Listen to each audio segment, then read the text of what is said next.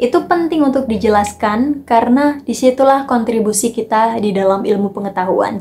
Kalau ada pertanyaan, komentar, atau usul judul konten, silakan tulis di kolom komentar. Terima kasih banyak. Kita nanti akan ditanya juga terkait dengan rencana dari riset kita.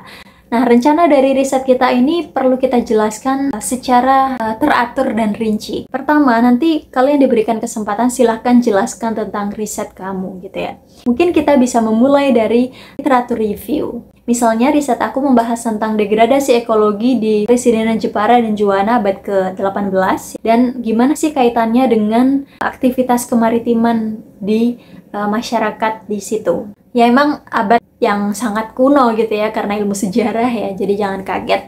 Aku memulainya dengan literatur review ya, bahwa riset tentang ini itu masih terbatas gitu ya, apalagi di abad ke-18 terkait dengan degradasi ekologi yang melanda sebagian besar pesisir utara Jawa di abad ke-18. Itu kita bisa tracing back lagi ke abad ke-16 ya, ketika Selat Muria itu akhirnya hilang gitu ya, tersedimentasi, akhirnya sekarang jadi daratan. Nah, literatur review ini adalah cara yang paling tepat untuk meng-acknowledge penelitian-penelitian sebelumnya yang relevan dengan yang akan kita teliti. Jadi kita sebagai researcher atau peneliti itu disokong oleh informasi-informasi yang pernah diteliti oleh orang-orang sebelumnya atau peneliti sebelumnya gitu ya.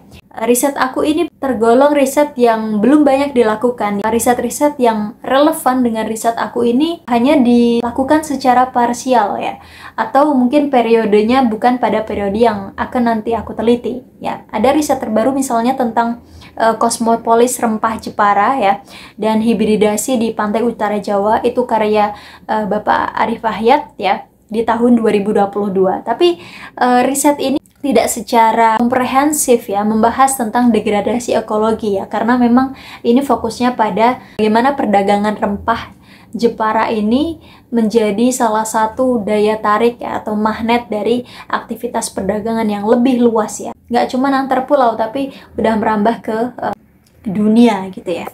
Nah, ini menjadi salah satu kekosongan dari riset ini gitu ya, bahwa masih banyak sekali peluang untuk melakukan riset yang nanti akan aku teliti gitu ya, karena kekosongan dari riset-riset terkait dengan degradasi ekologi apalagi di abad ke-18, karena mungkin belum banyak yang secara khusus meneliti tentang hal itu.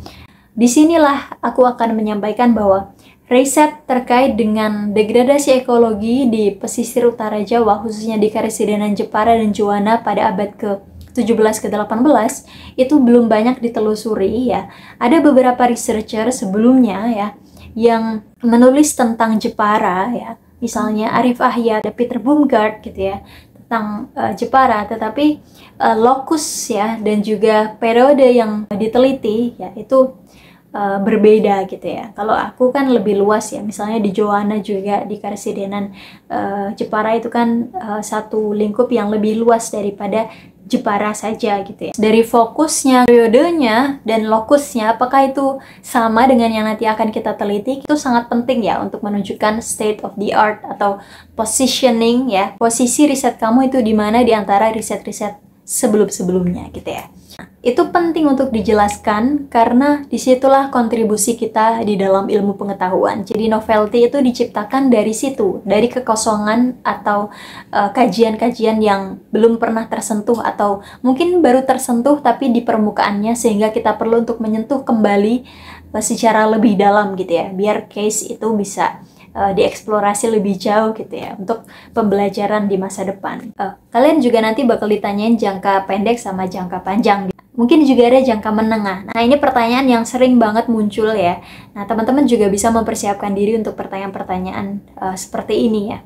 Nanti aku akan bahas di video setelah ini ya, untuk lebih jauh terkait dengan rencana jangka panjang dan jangka pendek, dan strategi cara menjawab pertanyaan ini biar kalian auto lulus di tes substansi di 2024 di tahap 1 ini. Semangat teman-teman, terima kasih banyak udah nonton video ini ya. Kalian pasti bisa untuk melalui proses ini, memang gak mudah, tapi dengan strategi yang kalian nanti bisa formulasikan sendiri di rumah ya, dan kalian coba latihan public speakingnya di perlancar gitu ya, nanti insya Allah kalian bakal bisa. Oke guys, makasih banyak ya udah nonton video ini. Untuk tahu pertanyaan selanjutnya, please klik video selanjutnya ya. Thank you.